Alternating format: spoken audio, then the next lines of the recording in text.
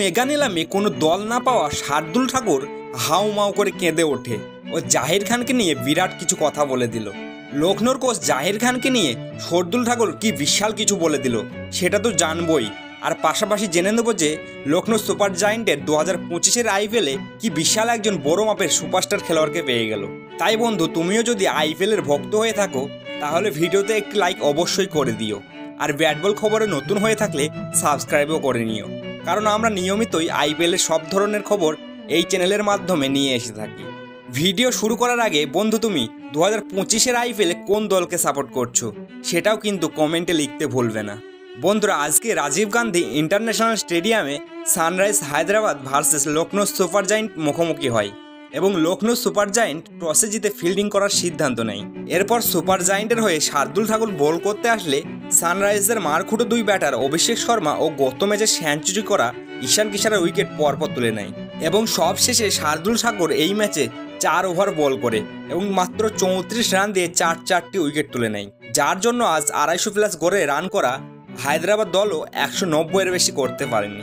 আসলে বন্ধুরা, এবছর আইপিএলের দুদিনের মেগা নিলামে শার্দুল ঠাকুর কোনো দল পায়নি, কিন্তু লখনৌ সুপার জায়েন্টের বোলার মহসিন খানের চোটের কারণে লখনৌ সুপার জায়েন্টের কোচ জাহির খান শার্দুল ঠাকুরের কাছে প্রস্তাব দেয় খেলার জন্য। তাই শার্দুল ঠাকুর ম্যাচ শেষে কেঁদে ওঠে এবং বলে যে, আমি জানি 2025-এর মেগা নিলামে আমার প্রতি কেউ ইন্টারেস্ট দেখায়নি, কিন্তু লখনৌর বোলার চোটে থাকার কারণে আমার প্রতি জাহির খান স্যার খেলার জন্য প্রস্তাব দেয়, তাই আমি খেলতেও আসি ও জাহির স্যার আমাকে যথেষ্ট সাপোর্ট করেছে এবং বলেছে যে এটা আইপিএল, এখানে কখন কোন প্লেয়ার বিক্রি হবে এবং কোন প্লেয়ার বিক্রি হবে না সেটা কেউ বলতে পারে না, তাই এই নিয়ে বেশি ভাবার কিছুই নেই। তুমি একজন যথেষ্ট ভালো খেলোয়াড়, তাই তুমি সবসময় তোমার খেলাটিকে ধরে রাখার চেষ্টা করবে।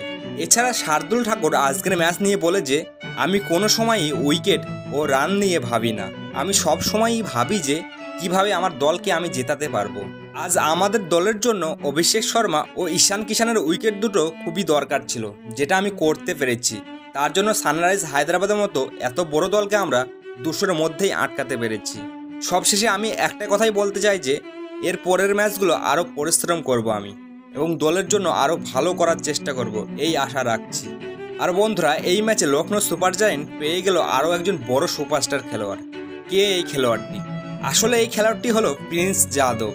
এলএসজিতে প্রিন্স যাদবের অভিষেক হয়েছে গত ম্যাচে, কিন্তু যেন তার নিজের শক্তিশালী জায়গাটা খুঁজে পায়নি প্রথম ম্যাচে, কিন্তু আজ ট্রেভিস হেডের মতো বড় মাপের খেলোয়াড়কে বোল্ড আউট করে দিয়ে দেখিয়ে দিয়েছে যে কত বড় মাপের একজন বোলার প্রিন্স যাদব।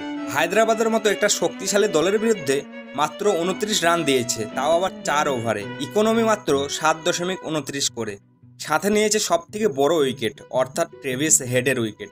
বন্ধুরা, প্রিন্স যাদবের বল তোমার কেমন লেগেছে সেটা অবশ্যই কমেন্ট করে জানিয়ে দিও আমাদেরকে।